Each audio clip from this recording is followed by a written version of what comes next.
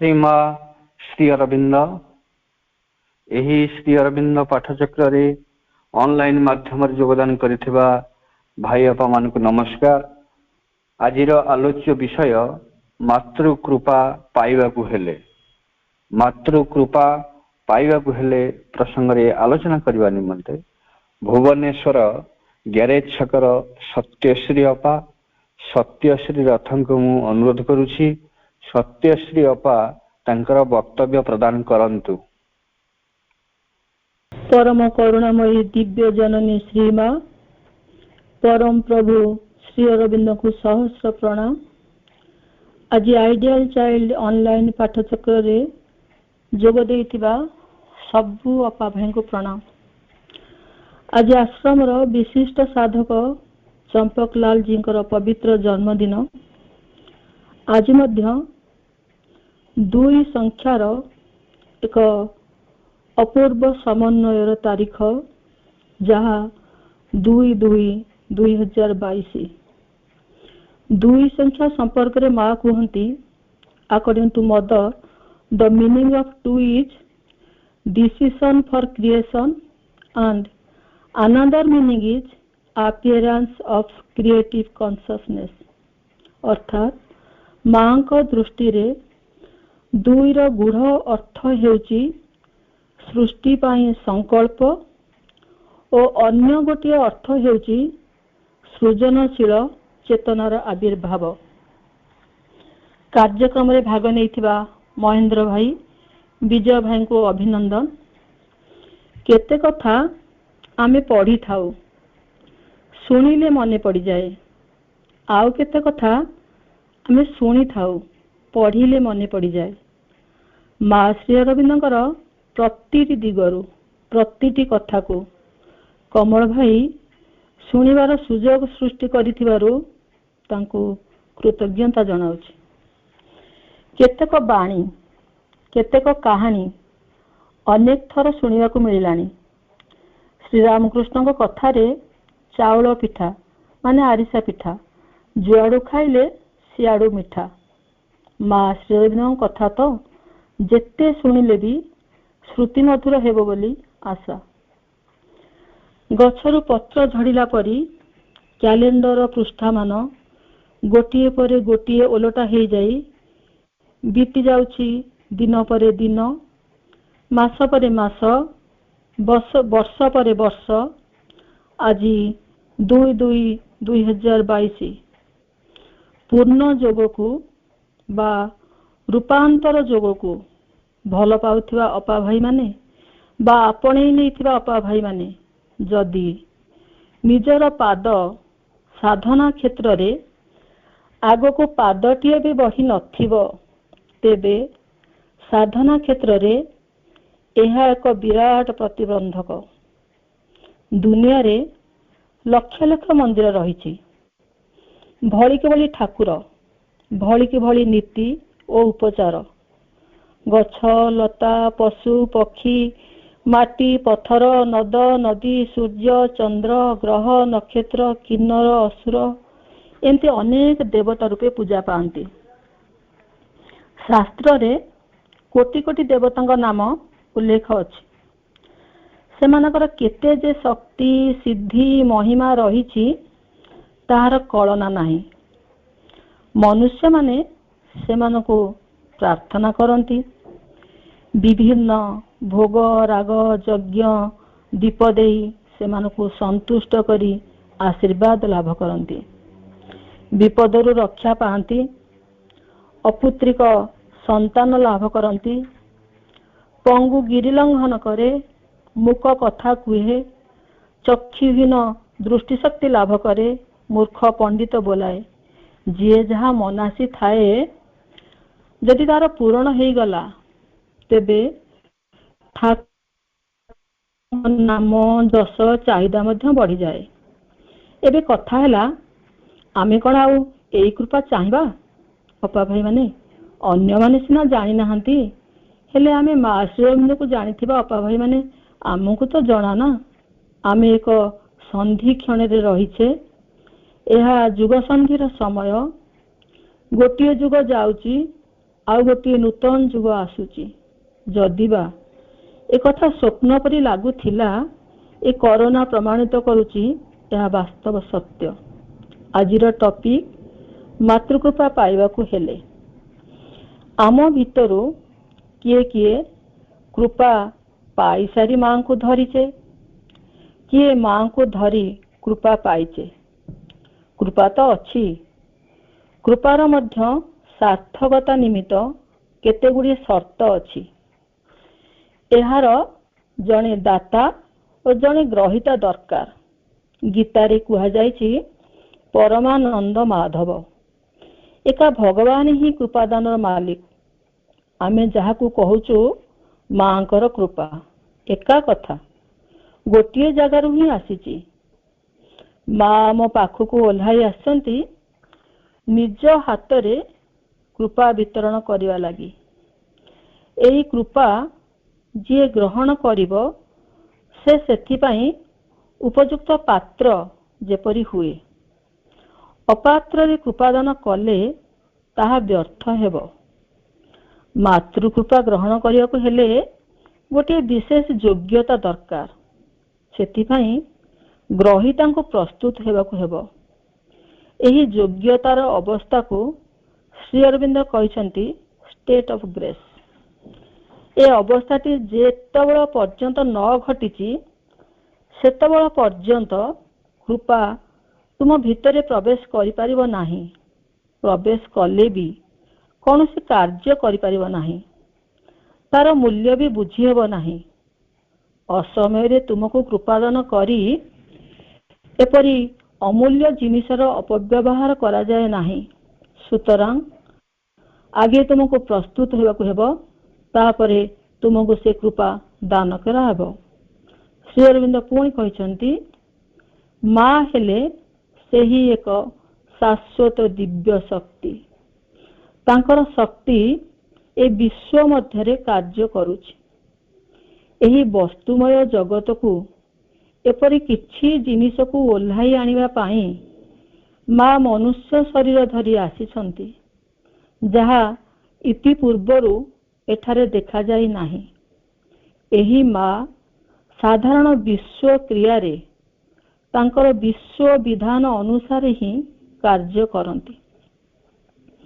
ଶ୍ରୀମା କେବଳ ଦେହ ଧାରଣ କରି ଆସିବାରୁ ହିଁ ବ୍ୟକ୍ତିଗତ କ୍ରିୟା ଭିତର ଦେଇ ତାଙ୍କର ନିରବଚ୍ଛିନ୍ନ କୃପା ବିତରଣର ସୁଯୋଗ ମିଳିଛି।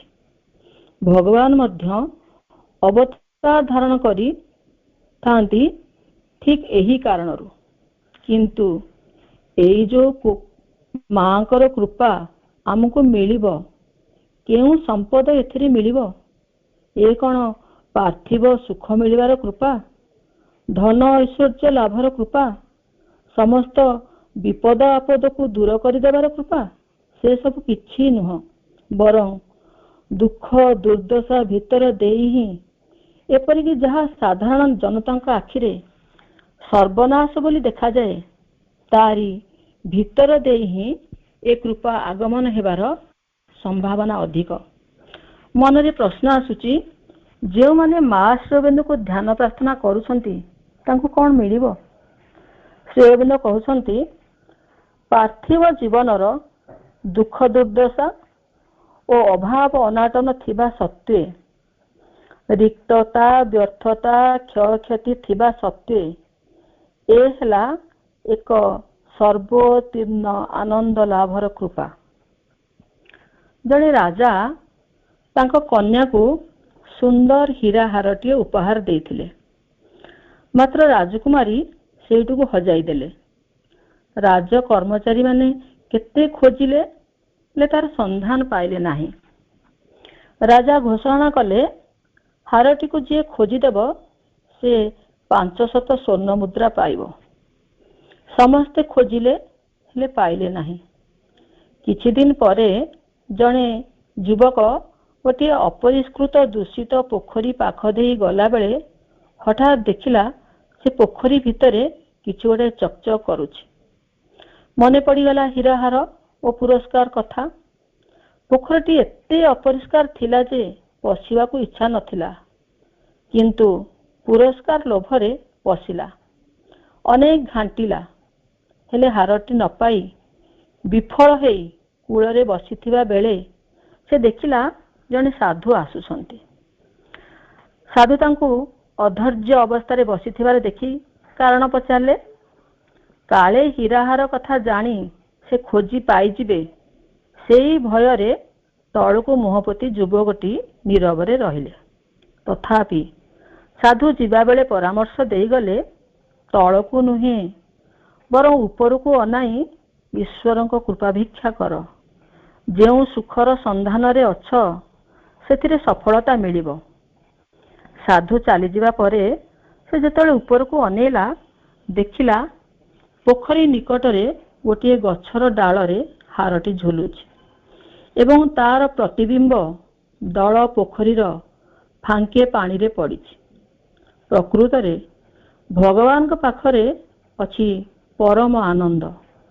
ସେଥିରୁ ଛିଟାଟେ ଯାହା ଜାଗତିକ ସୁଖ ହେଇଛି, ତାହା ପ୍ରତିଫଳିତ ହେଉଛି ଏହି ଦୂଷିତ ପରିବେଶରେ। ଯଦି ଈଶ୍ୱରଙ୍କ କୃପା ନ ମିଳେ, ତେବେ ମନୁଷ୍ୟ କେବଳ ମରିଚିକା ପଛରେ ଧାଇଁବା ପରି। ତେଣୁ ମାତୃକୃପା ପାଇବାକୁ ହେଲେ ବହିର୍ମୁଖୀ ଛାଡ଼ି ଅନ୍ତରର ଗଭୀରତମ ଅଭ୍ୟନ୍ତରକୁ ଯିବାକୁ ହିଁ ହେବ। ଆମ୍ଭେମାନେ ଯେଉଁ ଘୋର ଅଜ୍ଞାନତାର ମୋହରେ ଦିନେ ବି ଭାବୁନେ ଯେ କାହିଁକି ଏଠାକୁ ଆସିଛେ, କିଏ ଆମକୁ ଆଣିଛନ୍ତି, କିଏ ଆମକୁ ଚଳଉଛନ୍ତି, ସେ ବିଷୟରେ କେବେ ହେଲେ ବି ଭାବିକରି ମଧ୍ୟ ଦେଖୁନାହିଁ। ନିଜ ନିଜ ପ୍ରକୃତି ହାତର ଖେଳ କଣ୍ଢେଇ ଓ ତାହାରି ହୁକୁମର ଦାସ ହୋଇ କେତେବେଳେ କାନ୍ଦୁ, କେତେବେଳେ ହସୁ, କେତେବେଳେ ଅସ୍ଥିର ହୋଇ ଉଠୁ। ମାଙ୍କର କୃପା ହେଲା ଏମିତି ଏକ କୃପା ଯାହାକୁ ପାଇଲେ ମୁଖର ଭାଷା ବଦଳିଯିବ, ଆଖିର ଦୃଷ୍ଟି ବଦଳିଯିବ, କାନର ଶ୍ରୁତି ବଦଳିଯିବ। ସେତେବେଳେ କୃପା ପାଇଥିବା ମଣିଷ ରହିବ ନିରବଚ୍ଛିନ୍ନ ଶାନ୍ତି ଭିତରେ, ଆଲୋକ ଭିତରେ, ଆନନ୍ଦ ଭିତରେ। ସେ ଜାଣିପାରିବ ଯେ ମୁଁ କିଛି ନୁହେଁ, ମୋର କିଛି ବି ନାହିଁ। କଣ୍ଟା ବି ତାଙ୍କର, ଫୁଲ ବି ତାଙ୍କର, ବ୍ୟଥା ବି ତାଙ୍କର, ଆଉ ସେଇ ବ୍ୟଥାକୁ ଧନ୍ୟ କରି ଫୁଟିଥିବା ଗୋଲାପ ବି ତାଙ୍କର। ଏହାକୁ ହିଁ କୁହନ୍ତି ଆଧ୍ୟାତ୍ମିକ ଉପଲବ୍ଧି। ଶ୍ରୀ ଅରବିନ୍ଦ କହୁଛନ୍ତି, ଏହି ଆଧ୍ୟାତ୍ମିକ ଉପଲବ୍ଧି ପାଇଁ ବଡ଼ ଜିନିଷ ହେଲା ଭଗବାନଙ୍କ ପ୍ରତି ଐକାନ୍ତିକତା ବା ଏକନିଷ୍ଠତା ବା ଏକମୁଖୀ ହେବା। ଭଗବାନଙ୍କ କଥା ଛଡ଼ା ଅନ୍ୟ କୌଣସି କଥା ମନ ଭିତରେ ରହିବ ନାହିଁ।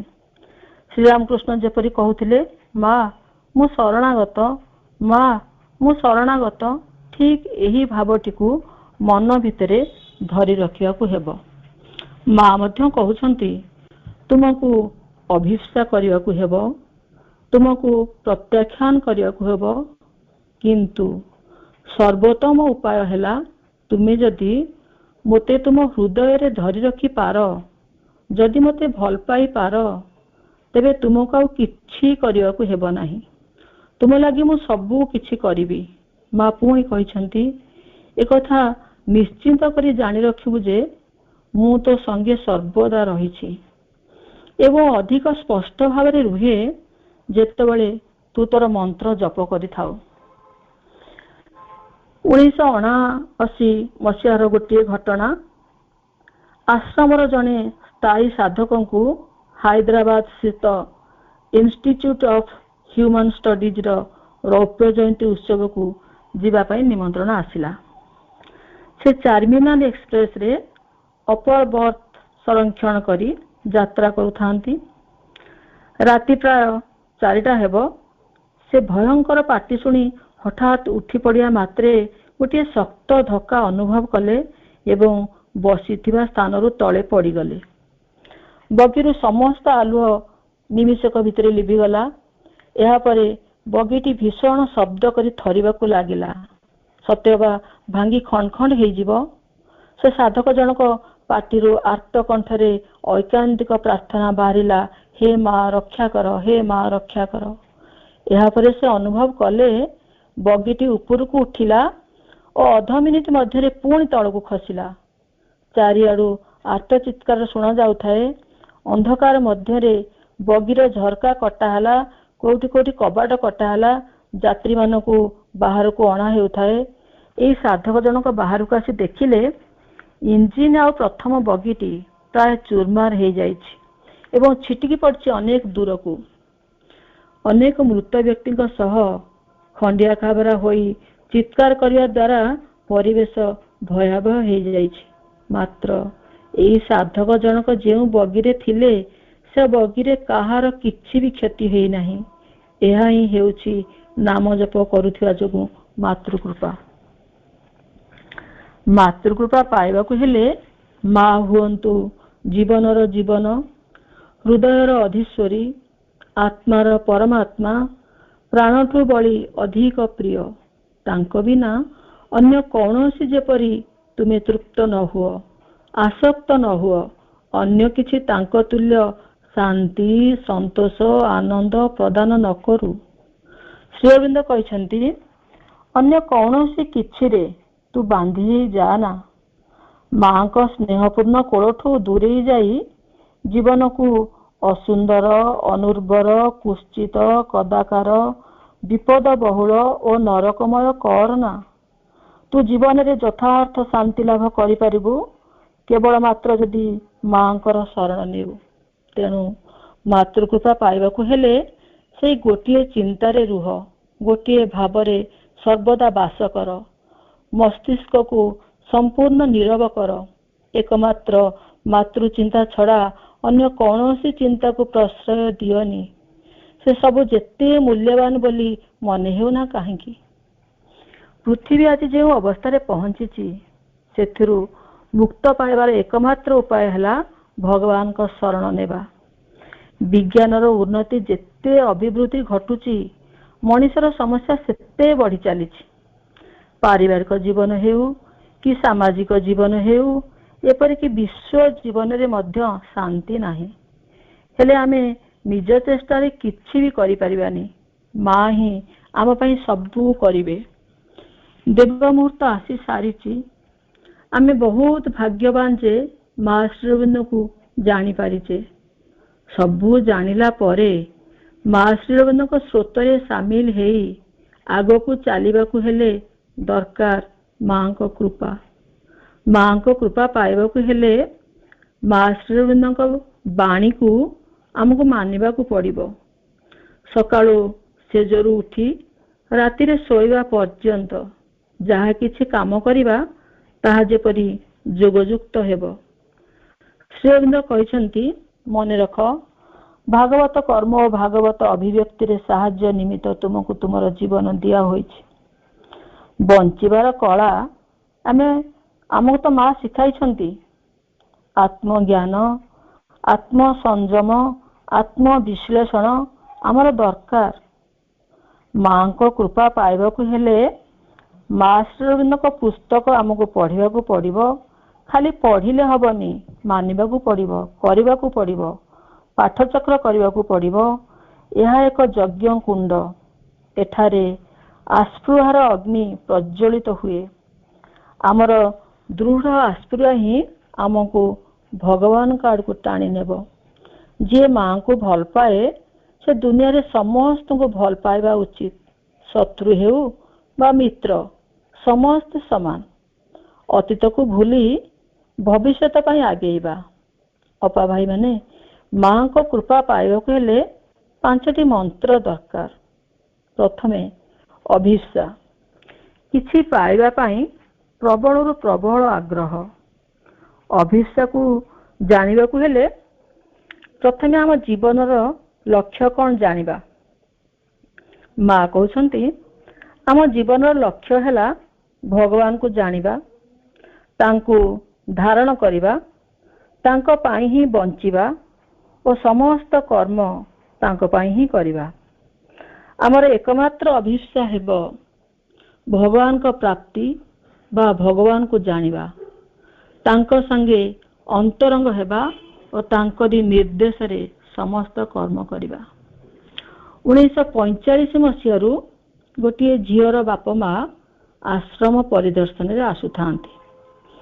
ସେତେବେଳେ ଏ ଝିଅଟି ମାତୃ ଗର୍ଭରେ ଥାଏ। ଶ୍ରୀମା ଶ୍ରୀ ଅରବିନ୍ଦ ଏଇ ପିଲାଟିକୁ ମାତୃ ଗର୍ଭରୁ ହିଁ ଦର୍ଶନ କରି ସାରିଥିଲେ। ଏଇ ଝିଅଟି ଜନ୍ମ ହେଇ ବଡ଼ ହେଇ, ଯେହେତୁ ସେମାନେ ଖ୍ରୀଷ୍ଟିଆନ ଥିଲେ, ସେଥିପାଇଁ ସେ କନଭେଣ୍ଟ ସ୍କୁଲରେ ବିଦ୍ୟା ଅଧ୍ୟୟନ କଲା। ଖ୍ରୀଷ୍ଟ ଧର୍ମ ଅନୁଯାୟୀ ଶିକ୍ଷା ଓ ଜୀବନଯାପନ ପ୍ରଣାଳୀ ହେଇଥିବାରୁ ସେ ଯେତେବେଳେ ମାଙ୍କୁ ଦେଖିଲା, ମାଙ୍କର ରଙ୍ଗୀନ ଶାଢ଼ୀ ପିନ୍ଧିବା, ଲିପଷ୍ଟିକ୍ ଲଗେଇବା, ସେଣ୍ଟ ବ୍ୟବହାର କରିବା ସେ ଆଦୌ ପସନ୍ଦ କରିପାରୁନଥିଲା।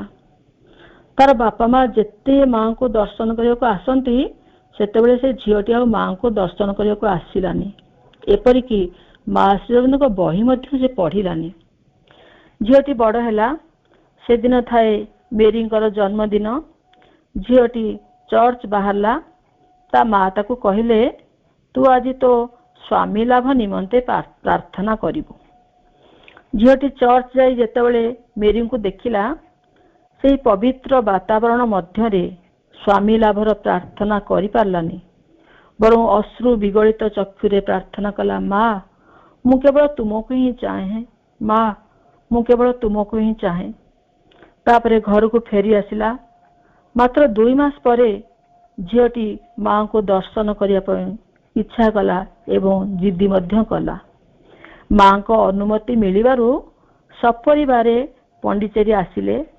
ଝିଅଟି ଯେତେବେଳେ ମାଙ୍କୁ ଦର୍ଶନ କରି ମାଙ୍କ ପାଦ ତଳେ ପ୍ରଣାମ କଲା, ମା ତା ମୁଣ୍ଡକୁ ଆଉଁସି ଦେଲେ। ଝିଅଟି ପ୍ରଣାମରୁ ଉଠି ଦେଖିଲା, ମା ତା ଆଡ଼କୁ ସ୍ମିତହାସ୍ୟ ଚାହାଣୀରେ ଚାହିଁଛନ୍ତି ଏବଂ ମାଙ୍କର ହସ ସତେଅବା ତା ସମଗ୍ର ଶରୀରରେ ତୀର ଭଳି ପ୍ରବେଶ କରୁଛି। ସେ ଟିକିଏ ଘୁଞ୍ଚିଗଲା। ସେଠାରେ କିଏ ଜଣେ କହିଲେ, ତୁମେ କାହିଁକି ଘୁଞ୍ଚିଗଲ? ମା ତୁମକୁ ହିଁ ଚାହିଁଛନ୍ତି। ଝିଅଟି ତଳକୁ ଆସି ଅନୁଭବ କଲା, ସେ ଈଶ୍ୱରଙ୍କ ସମ୍ବନ୍ଧରେ କିଛି ଜାଣିନଥିଲା। ମାତ୍ର ମନେ ମନେ ସେ ଯାହାକୁ ଖୋଜୁଥିଲା, ଶେଷରେ ତାଙ୍କୁ ହିଁ ଆଜି ପାଇଛି। ତା ପରଠାରୁ ସେ ମା ଶ୍ରୀ ଅରବିନ୍ଦଙ୍କ ପୁସ୍ତକ ଅଧ୍ୟୟନରେ ଲାଗିଗଲା। ଝିଅଟିର ମନରେ ଉଠୁଥିବା ଅନେକ ପ୍ରଶ୍ନ ଏଥର ଶାନ୍ତ ପଡ଼ିଗଲା। ସେ ପୁଣି ମାଙ୍କୁ ଦର୍ଶନ କରିବାକୁ ଇଚ୍ଛା କଲା।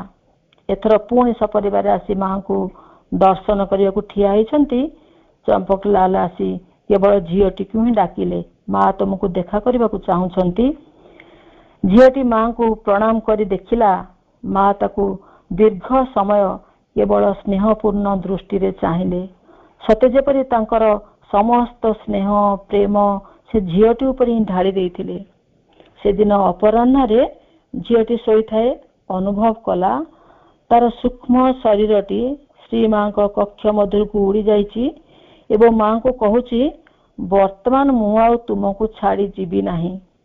ଅନ୍ୟ କଥାରେ, ମା ତୁମେ ଆଉ ମୋତେ କେବେ ଛାଡ଼ି ଦେଇ ଯିବ ନାହିଁ। ଏହି ପ୍ରତିଶ୍ରୁତି ଲାଭ କରି ପୁଣି ଉଡ଼ି ଉଡ଼ି ଶରୀର ମଧ୍ୟକୁ ଫେରି ଆସିଲା। ସେଇ ଦିନଠାରୁ ସେ ଦିବ୍ୟ ଜନନୀକୁ ସମ୍ପୂର୍ଣ୍ଣ ଭାବରେ ସମର୍ପିତ ହେଇଯାଇଥିଲା। ଆମେ ମଧ୍ୟ ସେମିତି ମାଙ୍କୁ ପ୍ରାର୍ଥନା କରିବା, ମା ଆପଣ କୃପା କରନ୍ତୁ, ଆମକୁ ଆପଣ ନିଜର ଭାବେ ଗ୍ରହଣ କରନ୍ତୁ, ଆମେ ଯେପରି ସମ୍ପୂର୍ଣ୍ଣ ଭାବରେ ସମର୍ପିତ ହେଇପାରୁ।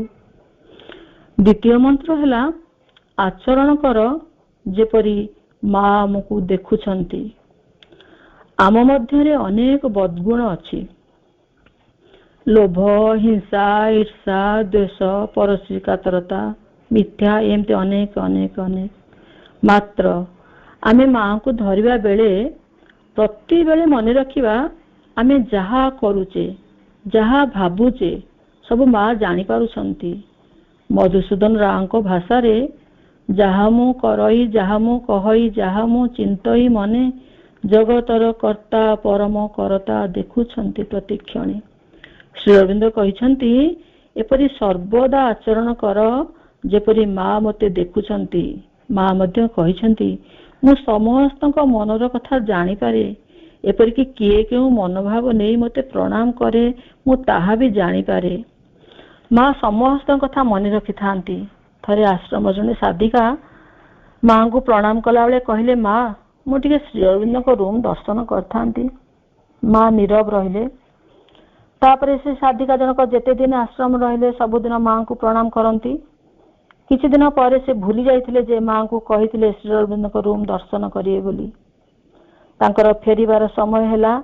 जेतेबेले से जाई माँ को प्रणाम कले, माँ मु आज फेरी जीवी। माँ जेतेबेले प्रणाम करी उठिले, माँ कहले तुमे परा कहिथिलो श्री अरविंद को रूम दर्शन करियो बोली। आश्चर्य, माँ मो कथा मन रखिछंती। तापरे माँ मध्य तांको श्री अरविंद को रूम दर्शन करिवार सुजोग देथिले। माँ को प्रार्थना करिबा, माँ मध्य आमको एमती मन रखि थांतु, आमको कृपा करू थांतु। माँकर ही सजाग जोग शक्ति, इच्छा शक्ति आम मान को साहाय्य करिया पई सर्वदा ही प्रस्तुत। केवल माँ को डाकी पारिले ही हैला। मात्र एई डाकिबा भितरे निर्भरता रहिबा दरकार। माँ को कृपा पाइबाकू हेले आमे वाक्यरे, चिंतारे, आचरणरे परिमार्जित हेबा। तृतीय मंत्र हैला निज चेतनारे माँ को धरी रखिबा। माँ हेउछंती परमेश्वरଙ୍କ चेतना और शक्ति। माँ को निकटरे पूर्ण समर्पण कले माँ को शक्ति, ज्ञान और ज्योति धीरे धीरे साधकर आधार रे कार्य करिवो एवं सकल कर्म साधना पाई तांकरी निर्देश, शक्ति, साहस और प्रेरणा मध्य मिलिवो। एवं साधना रे एपरि एक समय आसीबो जेतेबेले माँ को निज चेतना भितरे धरी रखि पारिबा। सेतेबेले साधकर दिव्यत्व प्राप्ति हबो। चतुर्थ मंत्र हैला संगति सह कार्य कर, वर्क इन हार्मोनी। माँ को कथारे संगति संगति संगति संगति को मु भल पाए। संगति बिना कौनसी कार्य सुचारू रूपे संपादना असंभव। संगति समस्त फल प्राप्तिर मूल मंत्र। माँ को कृपा पाइबाकू हेले मन, प्राण, शरीर संगति दरकार।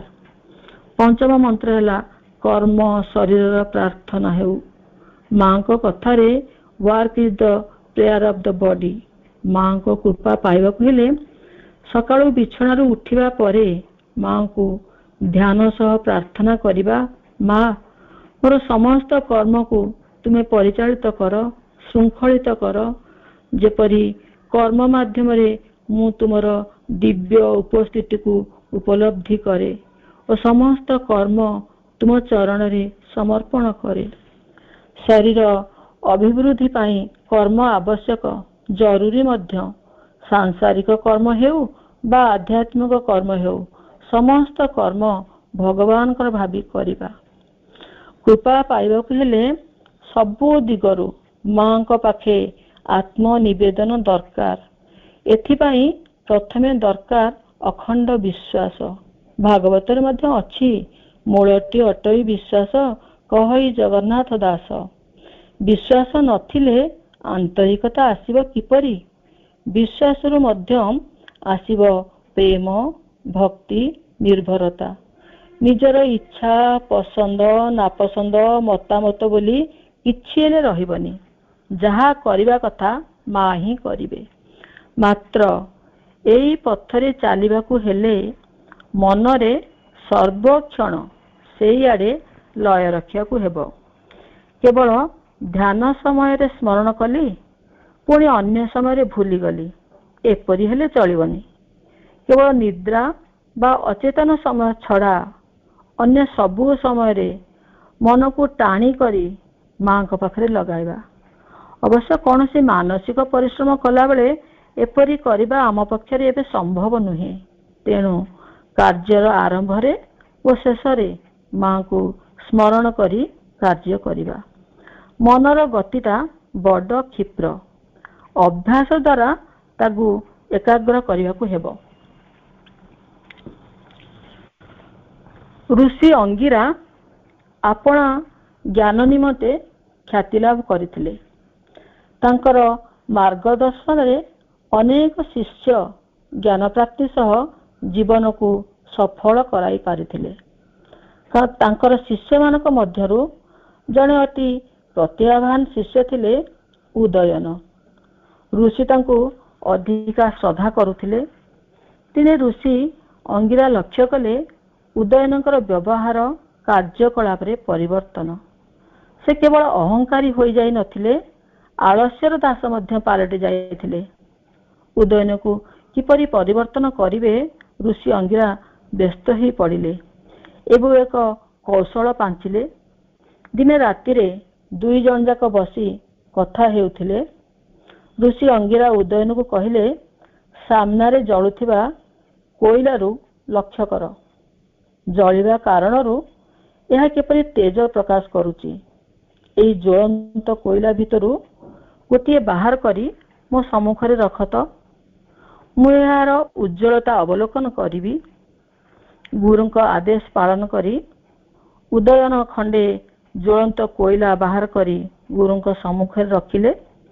जोरे जळिथिबा कोइलाटी बाहर को आसी तार तेज लिभि आसिला। एबे ऋषि अंगिरा उदयन को कहिले, देखिल तो वत्स, तेजदीप्त हेई जळुथिबा कोइलाटी किपरि तेज विमुख हेई किछि क्षण परे अंगार हो गला। सेही प्रकारे सक्रिय और प्रतिभावान व्यक्ति स्वाध्याय, नम्रता, अध्यवसाय तथा क्रियाशीलता प्रति जदि घटना चक्र विमुख होई आलस्य, अहंकार, अवसादरे समय अतिबाहित करे, तेबे निस्तेज और गुणविहीन हो जाए। ठीक जळुथिबा कोइला बाहर को आसी तेज हराइला परी। एही कारणरू प्रत्येक व्यक्ति ध्यान देवा उचित जे निरंतर प्रचेष्टा, अनुसंधिष्टा, ज्ञान लाभर आकांक्षा, सक्रियता और बुद्धिमता जे कौनसी व्यक्ति जीवन को सार्थक करिपारे। माँ श्री मध्य से कथा कहिसंती। निरंतर प्रचेष्टा, ज्ञान लाभर आकांक्षा, आलस्य विहीन कर्ममय समर्पित जीवन ही पूर्ण जोगर पावच्छ श्रेणी।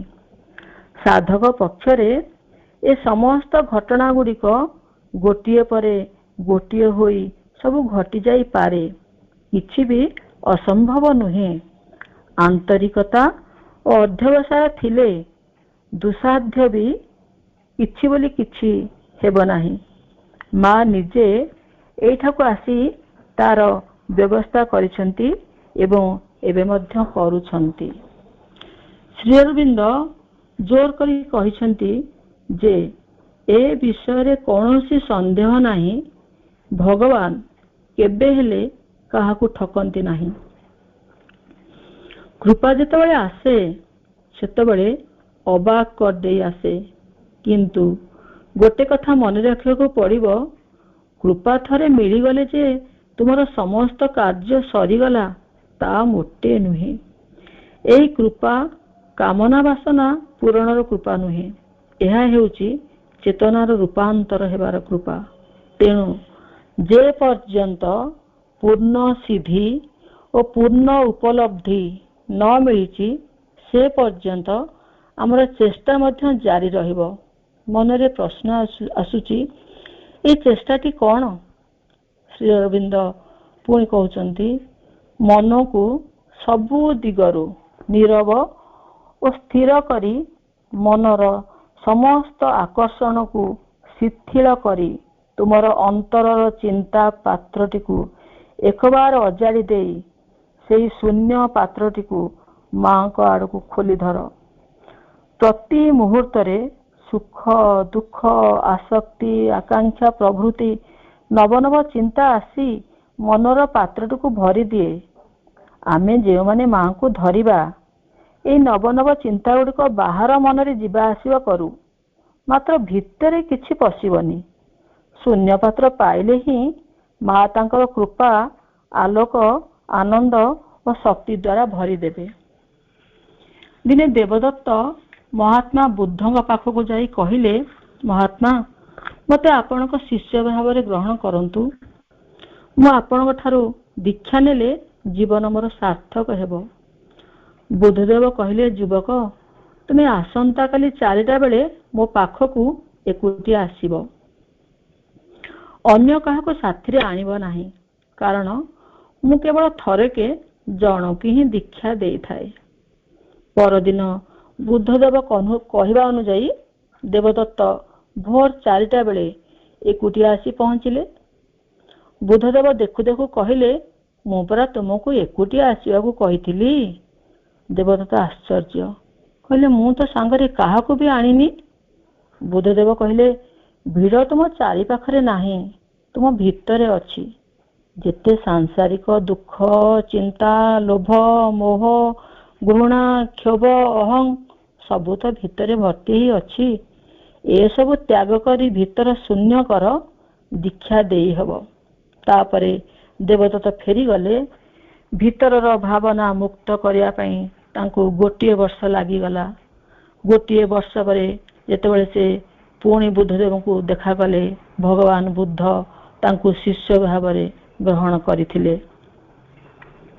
ଅପା ଭାଇମାନେ, ଆମମାନଙ୍କୁ ମଧ୍ୟ ମାଙ୍କ କୃପା ପାଇବାକୁ ହେଲେ ନିଜର ମନକୁ ହିଁ ଖାଲି କରି ମାଙ୍କ ଆଡ଼କୁ ଉନ୍ମିଳିତ କରି ରଖିବାକୁ ପଡ଼ିବ। ଏହା ତ ଏତେ ସହଜ ନୁହେଁ। ତଥାପି ଚିନ୍ତାର ପ୍ରବାହ ଯଦି ଆସିବ, ତା ବାହାରେ ଭାସି ଚାଲିଯାଉ। ନିଜ ଭିତର ଚେତନାରେ ରହିବାକୁ ପଡ଼ିବ, ସ୍ଥିର, ପ୍ରଶାନ୍ତ, ଭାବଶୂନ୍ୟ। ମନର ଶିଲଟାକୁ ଧୋଇ ପୋଛି ପରିଷ୍କାର କରି ମାଙ୍କ ହାତକୁ ଟେକି ଦେବାକୁ ହେବ। ଏହା ସହଜ ନହେଲେ ବି ଅଭ୍ୟାସ ଦ୍ୱାରା କରିହେବ ବୋଲି ମା କହିଛନ୍ତି। ଅବଶ୍ୟ ଯେତିକି କରିବା କଥା କୁହାହେଲା, ସେତିକି କରିବା ମଧ୍ୟ ଖୁବ୍ ସହଜ କଥା ନୁହେଁ। ଆଜିକାଲିର ଚାଲାକ ମନୁଷ୍ୟ ପକ୍ଷରେ ନିଜର ଅହମିକା ଓ ବୁଦ୍ଧିକୁ ବର୍ଜନ କରି ପୂର୍ଣ୍ଣ ଆତ୍ମସମର୍ପଣ ଓ ପୂର୍ଣ୍ଣ ନିର୍ଭରତାର ଭାବ ଆଣିପାରିବା ଖୁବ୍ କଠିନ। ଖାଲି ଆମେ ମାଙ୍କ ଫଟୋ ଘରେ ରଖି ଫୁଲ ଧୂପ ଦେଲେ ଚଳିବନି, ବହି ପଢ଼ିଲେ, ପାଠଚକ୍ର କଲେ ସେତିକିରେ ବି ଚଳିବନି। ମା କହୁଛନ୍ତି, ତାଙ୍କ ବାଣୀକୁ କାର୍ଯ୍ୟରେ ପରିଣତ କରି ନିଜକୁ ସେହିପରି ଗଢ଼ିବାକୁ ହେବ। ଥରେ ଜଣେ ସନ୍ନ୍ୟାସୀଙ୍କର ବଞ୍ଚିବାର ଶୈଳୀ, ଚାଲିଚଳନ, କଥାବାର୍ତ୍ତା, ବ୍ୟବହାର ଯୋଗୁଁ ସେ ଯୁଆଡ଼େ ଯାଆନ୍ତି ସିଆଡ଼େ ପ୍ରିୟ ପାତ୍ର ହେଇପାରନ୍ତି। ତାଙ୍କୁ ସବୁ ଲୋକ ଭଲ ପାଆନ୍ତି। ଜଣେ ଯୁବକ ସନ୍ନ୍ୟାସୀଙ୍କର ପ୍ରିୟ ପାତ୍ରତା ଦେଖି ତା ମନରେ କ'ଣ ଭାବ ଆସିଲା, ସେ ସନ୍ନ୍ୟାସୀଙ୍କ ପାଦତଳେ ପଡ଼ିଯାଇ କହିଲା, ଆପଣ ମୋର ଗୁରୁଦେବ ପ୍ରଭୁ, ମୋତେ ଆପଣ ଶିଷ୍ୟ ଭାବରେ ଗ୍ରହଣ କରନ୍ତୁ, ମୋତେ ଆପଣଙ୍କ ପାଖରେ ରଖନ୍ତୁ। ମୁଁ କେବେ ବି ଆପଣଙ୍କୁ ଛାଡ଼ି ରହିପାରିବିନି। ବହୁତ ଅନୁନୟ ବିକଳ ହେଲା। ସନ୍ନ୍ୟାସୀ ଜଣକ ବ୍ୟସ୍ତ ହେଇ ପଡ଼ିଲେ। କହିଲେ, ଆରେ ଆରେ, ନା ମୁଁ କାହାର ଗୁରୁ ହେଇପାରିବି, ନା ମୁଁ ତୁମକୁ ଶିଷ୍ୟ ଭାବରେ ଗ୍ରହଣ କରିବି।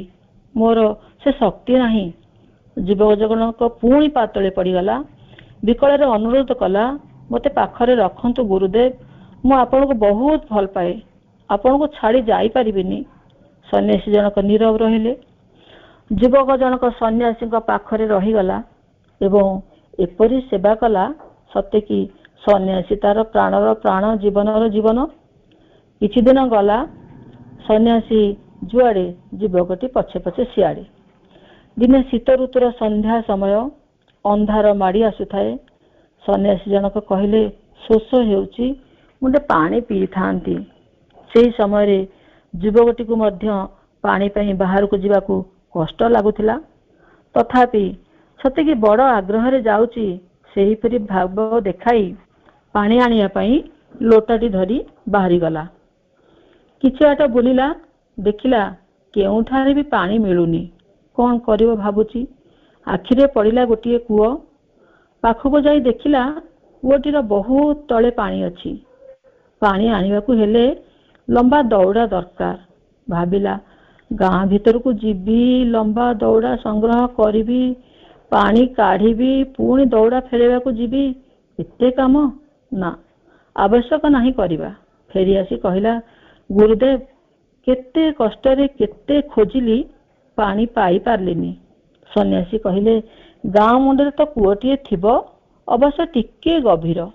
ତାପରେ ସନ୍ନ୍ୟାସୀ ଉଠିଲେ ଯିବା ପାଇଁ। ଯୁବକ ଜଣକ ବି ବାହାରିଲା।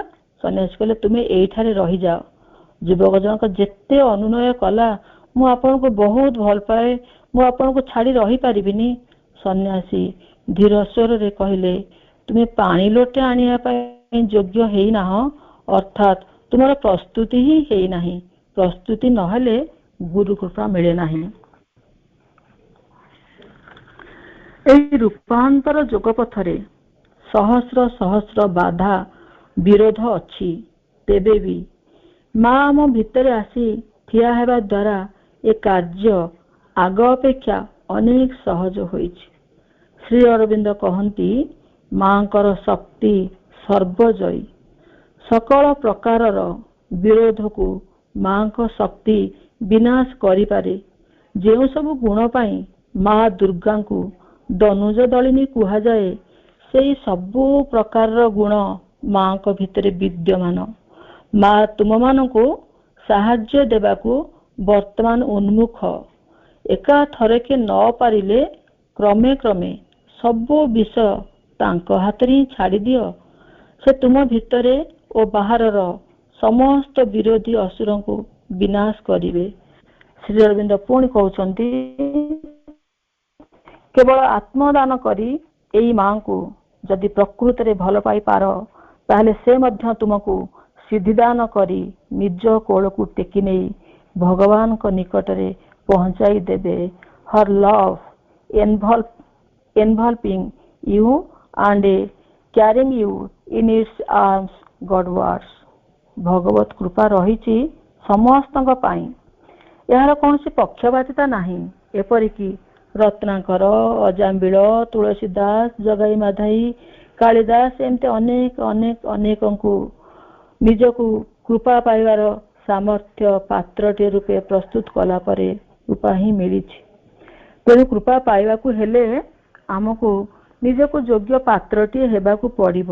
ମା ମଧ୍ୟ କହିଛନ୍ତି, ତୁମେ ଦୁଷ୍ଟ ହୁଅ, ଦରିଦ୍ର ହୁଅ, ଅଳ୍ପ ବୁଦ୍ଧି ହୁଅ କିମ୍ବା ଅଶିକ୍ଷିତ ମଧ୍ୟ ହୁଅ, ଏପରିକି ଅନ୍ୟ ସମସ୍ତ ବିଷୟରେ ହତଭାଗ୍ୟ ବି ହୁଅ, ସେଥିରେ ବି କିଛି ଯାଏ ଆସେ ନାହିଁ।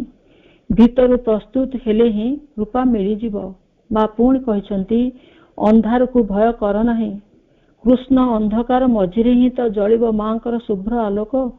ଦୁର୍ଭାଗ୍ୟକୁ ଭୟ କର ନାହିଁ, ତାହାରି ପଛରେ ହିଁ ତ ଲୁଚି ରହିଛି ସୌଭାଗ୍ୟ। ମାଙ୍କ କଥାରେ do not give way, hold tight. It is when everything seems lost that all is saved। ଅର୍ଥାତ୍ ଟିକେ ବି ଶିଥିଳ ହୁଅ ନାହିଁ, ଶକ୍ତ କରି ଧରି ରଖ।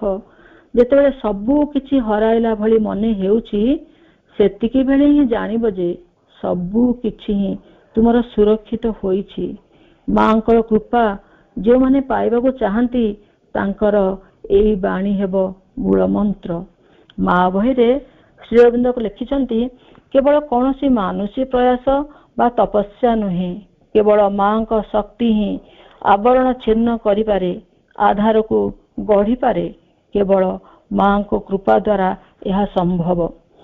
ଏହି ଯୋଗ ପଥରେ ଆଗ୍ରହ ରଖିଥିବା ଅପାଭାଇମାନେ ଗୋଟିଏ ପାଦ ଯଦି ମାଙ୍କ ଆଡ଼କୁ ନିଆଯାଏ, ମା ସହସ୍ର ପାଦରେ ଆଗେଇ ଆସନ୍ତି ଆମେ ଜାଣିଛେ।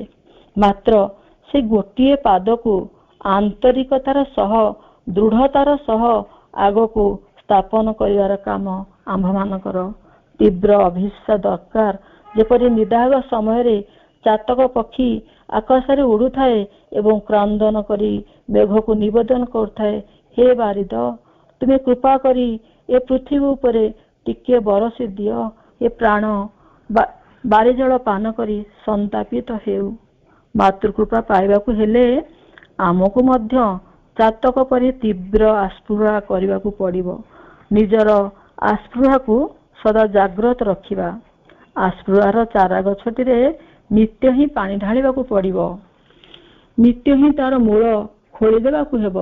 ସେଠାରେ ଅନାବନା ଗଛ ମାଡ଼ିଲା ମାନେ ଓପାଡ଼ି ଫୋପାଡ଼ି ଦେବାକୁ ପଡ଼ିବ। ଏହି ଭାବରେ ଯତ୍ନ କରୁ କରୁ ହଠାତ୍ ଦିନେ କୃପାର ଶିଶିର ତା ଉପରେ ଝରି ପଡ଼ିବ। ଆଉ ରାତ୍ରିର ପ୍ରଭାତ ହେବା ମାତ୍ରେ ଆଖି ଖୋଲି ଚାହିଁ ଦେଖିଲେ ଦେଖାଯିବ ଯେ ଆମ ଗଛରେ ଅପୂର୍ବ ଗୋଟିଏ ଫୁଲ ଫୁଟିଛି। ତାର ପ୍ରତି ପାଖୁଡାରେ ଜମି ରହିଛି କୃପାର ଶତ ଶତ ଶିଶିର ବିନ୍ଦୁ। ସୃଷ୍ଟିର ଉଦ୍ଦେଶ୍ୟ ହିଁ ହେଲା ପ୍ରତ୍ୟେକଟି ଆତ୍ମାର କ୍ରମ ବିବର୍ତ୍ତନ।